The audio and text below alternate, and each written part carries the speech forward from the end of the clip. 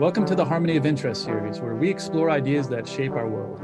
My name is Evan Papp, and I'm the executive producer of Empathy Media Lab, which publishes content on labor, political economy, art, and culture, and we're a proud member of the Labor Radio Podcast Network.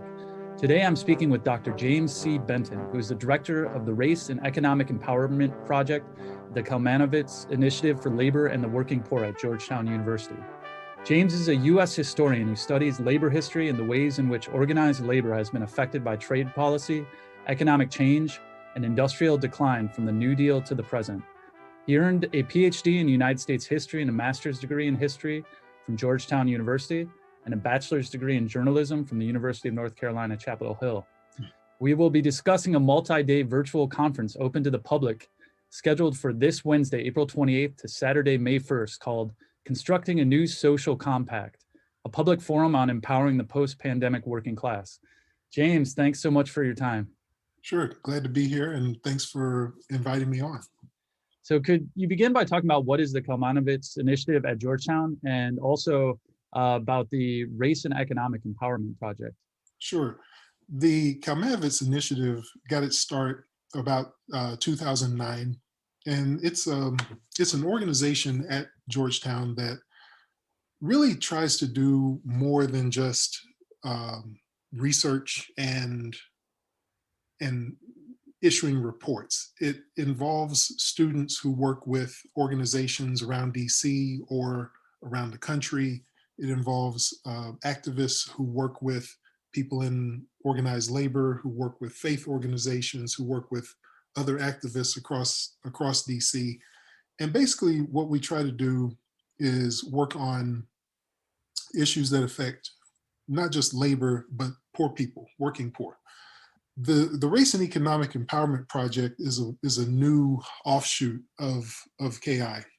The basic gist of the Race and Economic Empowerment Project is to bring Georgetown and KI more deeply into the work that's already being done by people in DC to address the real and worsening economic inequalities that exist.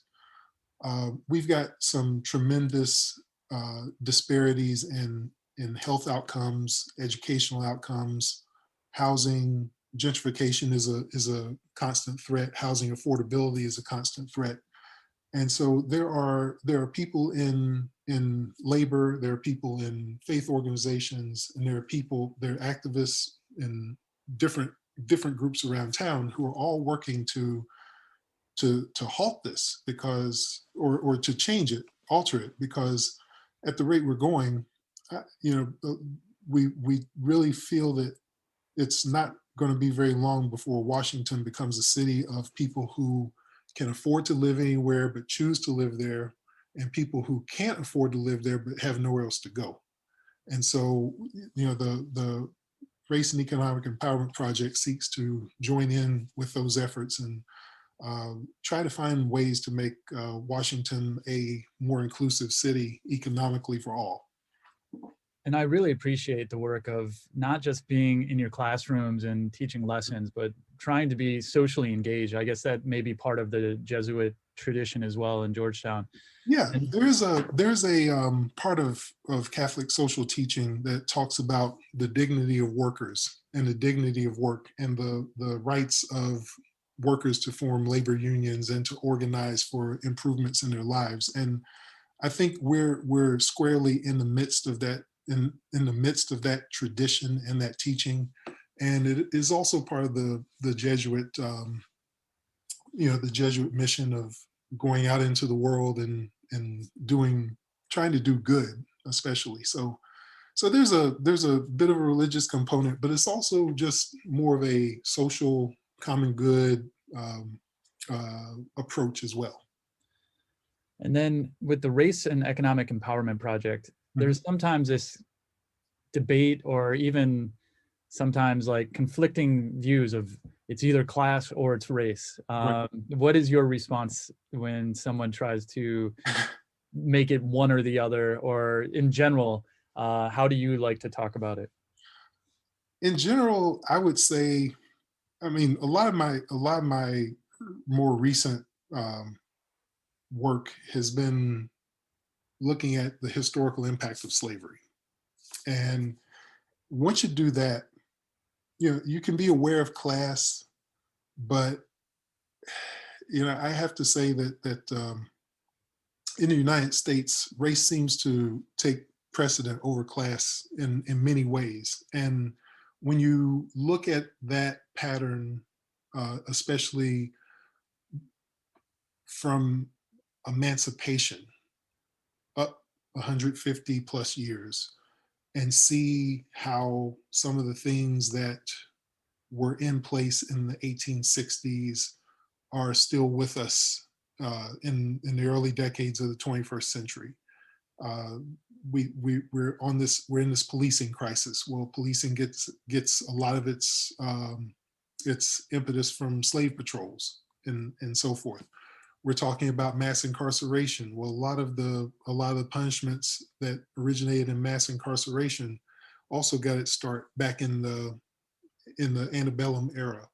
Um, Convict leasing, things like that. Abuses of workers got their start through things like convict leasing. So whenever I hear the phrase, is it class or is it race, I find myself thinking, well, there's a little of both, but really I believe that race takes precedent, mainly because of the work that I've done and the things that I've seen and learned.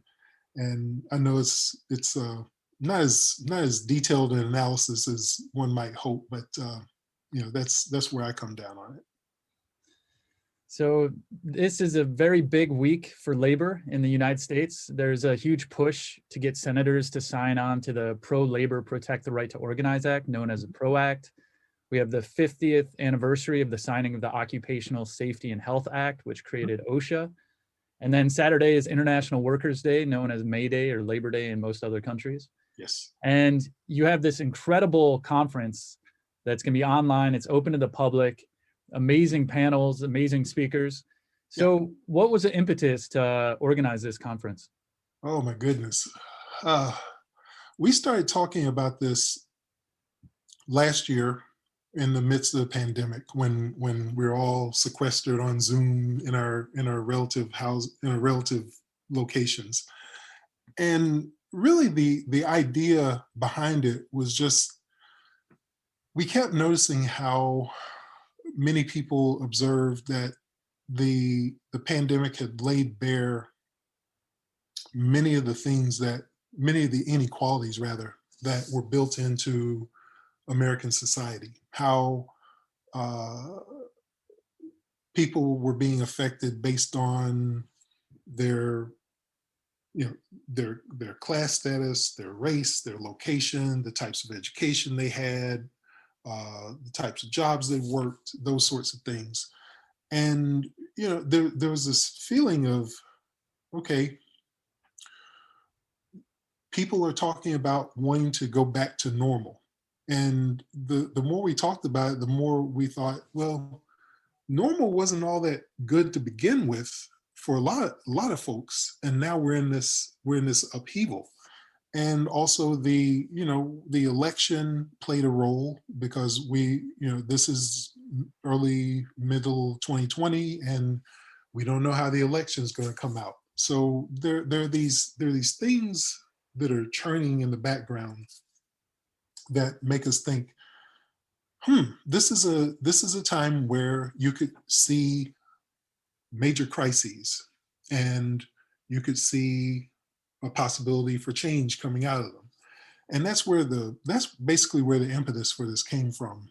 We looked at it and we figured, hey, it's not just a pandemic. You've got a pandemic, you've got a climate crisis, you've got a racial justice crisis, because this was right as Breonna Taylor, Ahmaud Arbery, and George Floyd, their deaths got into the news and raised issues of police brutality, police conduct.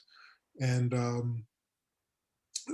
then you've got what we started out calling a leadership crisis, but really is a crisis of democracy. The leadership matters, but it's also a matter of, are our political leaders rising to the types of challenges that we're facing? Are they really trying to meet the needs of people, or are they looking the other direction?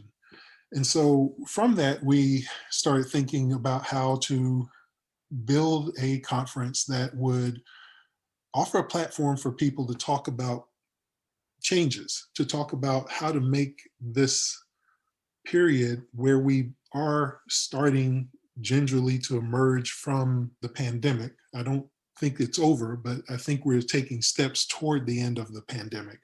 How do we move forward in such a way that we build a social compact that's more inclusive?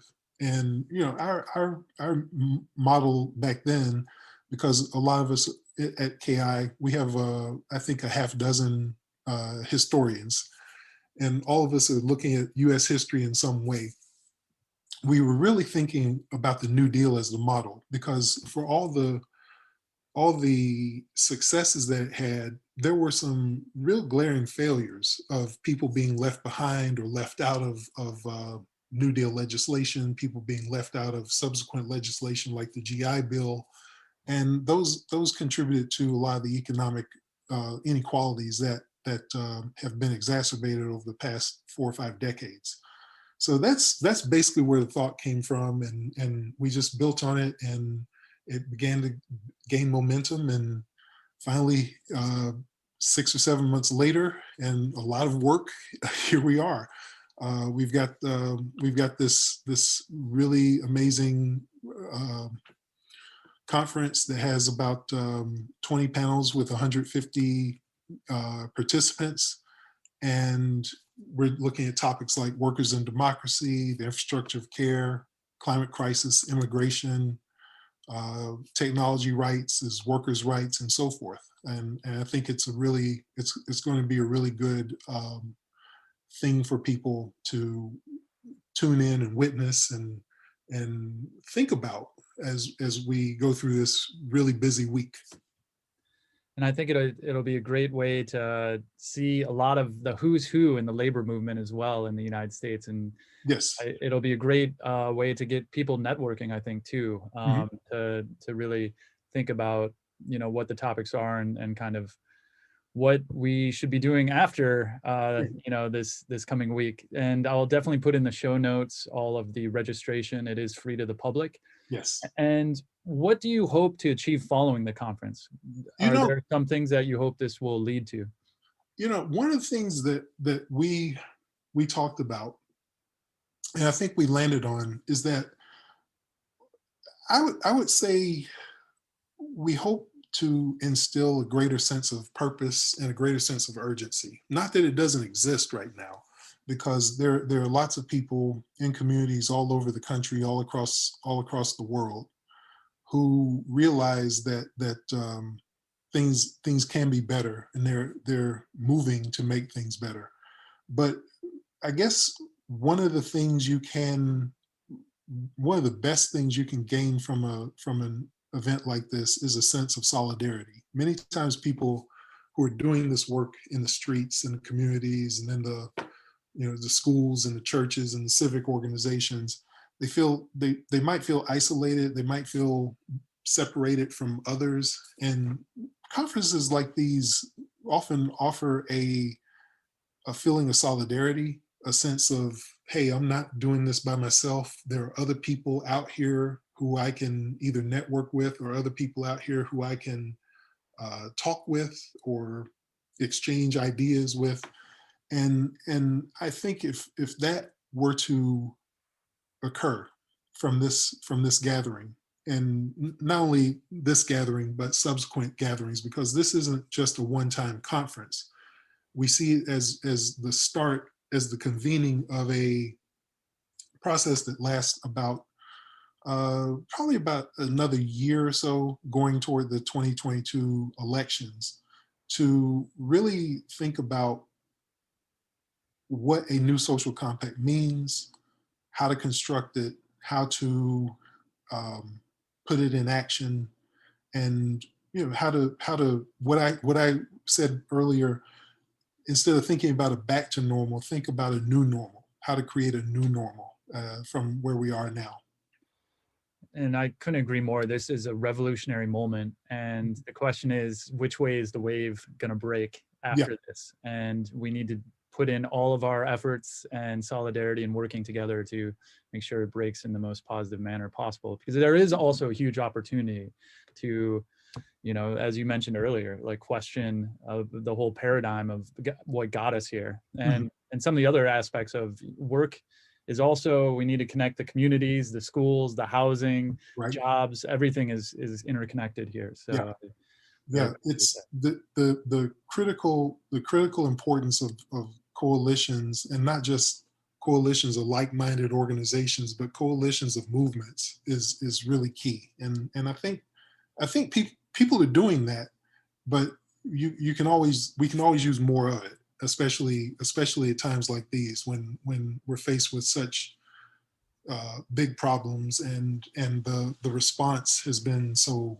cramped. Where people, instead of saying, okay, here's a problem, what are we going to do about it, how can we change it, instead, for the last few decades, it's been, well, we can't do this, we can't change this because this political group might be offended or opposed, or this legislative roadblock stands in the way. We got the pandemic, and suddenly Congress and the federal government found a way to literally create trillions of dollars overnight for all kinds of COVID relief. So don't tell me that things aren't possible. It's that you don't have the will to do it. And now with where we are coming forward in this pandemic and all these associated crises, we need more thinking like that, as opposed to this, well, we can't do this. I don't think people really want to hear that. They don't want to hear we can't do this. They want to hear how we can find a way to make change happen.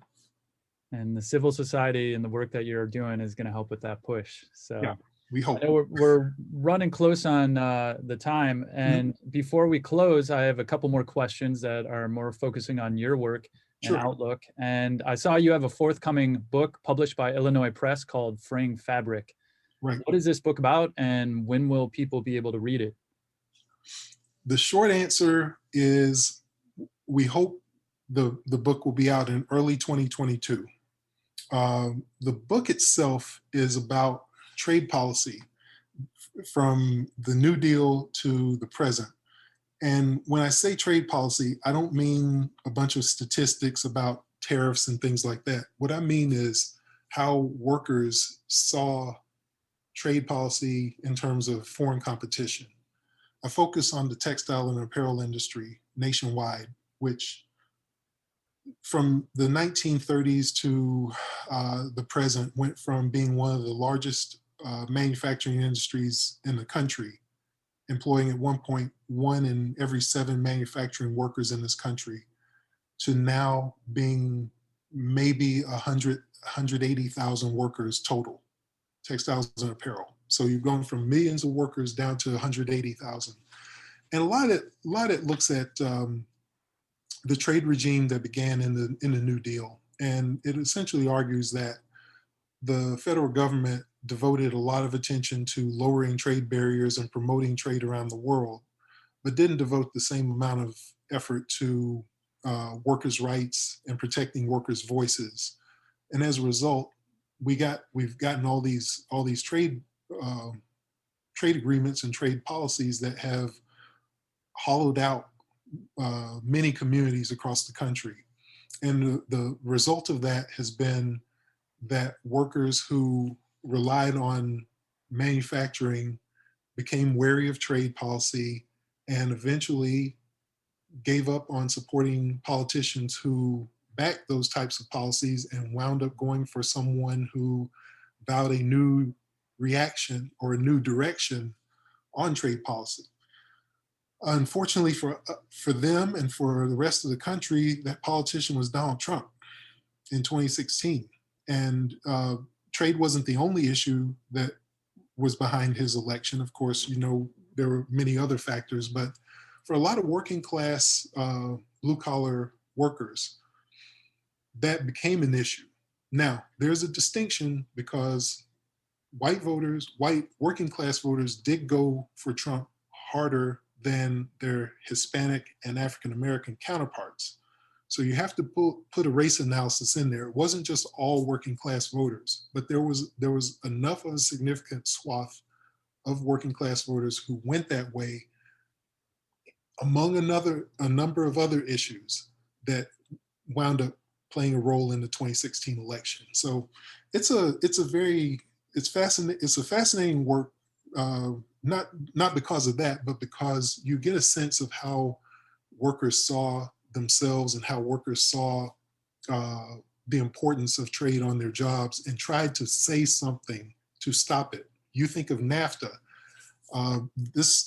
People were expressing these types of opinions in the 1950s and 1960s, well before NAFTA was even thought of. So, and even into the 1930s, they were expressing these types of sentiments. So it's important to remember that workers as labor had these really conscious views on imports and how they affected their jobs. And that's something I think that's been not lost to history, but something that we don't pay attention to as much anymore. So I think it'll be a fascinating thing. We just got to get it out into the world, and hopefully that will be sooner rather than later.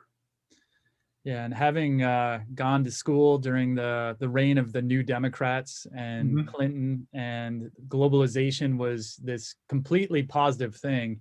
But as history has shown, it's been a race to the bottom, runaway shop. And I think it's just been a way to break the back of organized labor globally, Yeah. in some ways. And globalization, now people are starting to rethink. But as someone who grew up in a textile community in the South, in North Carolina, I saw firsthand, because a community that was thriving and had jobs, they weren't the best jobs in the world, don't get me wrong, but they were steady.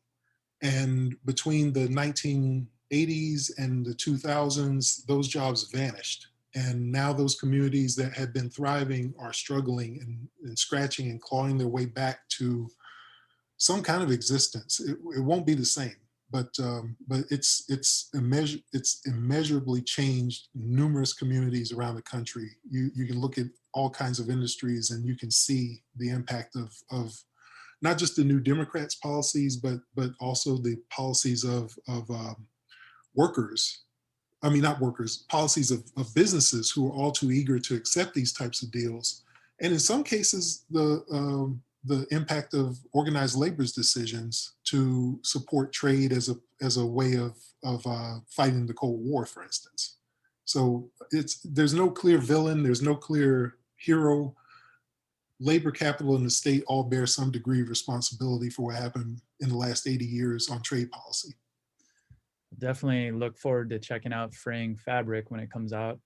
All right. And in closing, I want to end on some type of optimism. So where do you see opportunity and hope in 2021 and beyond? I was wondering about, I was thinking about this because we did a panel a couple of months ago on where things were going in DC in 2021. And, I gotta say that there's a good deal of, I wouldn't say optimism, but people are determined. People who are doing this type of work, whether it's in fighting police brutality, whether it's in fighting for economic justice, whether it's in fighting for greater inclusion, people are really feeling that they are on the verge of accomplishing something big. And even in the midst of what seems to be overwhelming odds, all sorts of state power arrayed against them, hostile legislation, hostile legislators, hostile public opinion. But people have decided that they really want some change. And as long as we have people who are working and organizing and demonstrating and doing this type of work, I think that's one of the greatest sources of opportunity now and into the future. And that to me is bigger than a legislative win on a bill, or um, some kind of federal program or some state program or things like that. Because if people in the communities are organized and working, there's always going to be a chance that we have there's always going to be the opportunity for us to get things right. And that's part of what we want to see through this conference. A greater sense of how do we how do we emerge from these crises? How do we navigate our way through these crises and emerge in a better place? Emerge in a place where more people have a shot to advance in this country, economically, socially, politically, whatever category you throw out. So that's the place where I see opportunity and hope more than anything else. Dr. James C. Benton, thank you so much for your time. And everyone should go out and check out this online seminar and on constructing a new social compact. And I'll put it all in the show notes. And very nice meeting you. I appreciate your time. All right. Thank you very much. And thanks again for the opportunity to talk today.